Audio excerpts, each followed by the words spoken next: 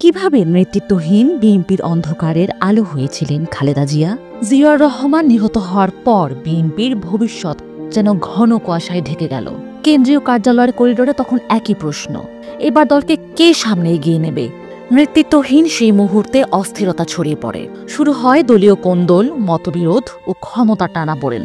এদিকে সকলের দৃষ্টি ধীরে ধীরে স্থির হতে থাকে জিয়াউর রহমানের সহধর্মিণী বেগম খালেদা জিয়ার দিকে। দলের কয়েকজন সিনিয়র নেতা বারবার অনুরোধ করেন তিনি যেন দলের হাল ধরেন, কিন্তু খালেদা জিয়া তখনও স্বামীর আকস্মিক মৃত্যুর আঘাত সামলে উঠতে পারেননি।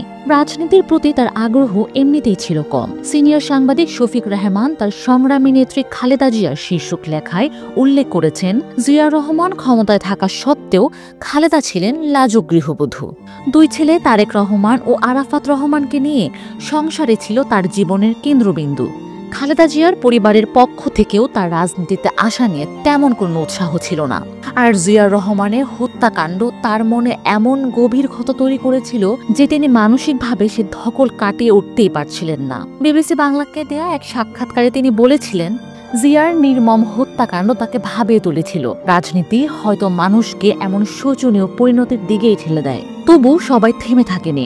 কিছু উচ্চপদস্থ সেনা সদস্য ও ঘনিষ্ঠ নেতা দৃঢ় ছিলেন, বিএনপিকে টিকিয়ে রাখতে হলে খালেদা জিয়ার নামই সামনে আনতে হবে। বহু বোঝাপড়া এবং দ্বিধাদ্বন্দ্বের পর অবশেষে তিনি রাজি হন। দিনাজপুরে বেড়ে ওঠা পরিবারের সবার আদরের মেয়ে পুতুল এভাবেই এগিয়ে যান নতুন এক রাজনৈতিক যাত্রার দিকে। ১৯৮২ সালের ৩রা জানুয়ারি তিনি আনুষ্ঠানিকভাবে যোগ দেন বিএনপিতে। সেনাপ্রধানের গৃহবধূ থেকে সেদিনই শুরু হয় তার নতুন পরিচয়। আর সেই পথ ধরেই তিনি পরবর্তীতে হয়ে ওঠেন বাংলাদেশের প্রথম নারী প্রধানমন্ত্রী, এক দৃঢ় ও আপোষহীন নেতৃত্বের প্রতীক।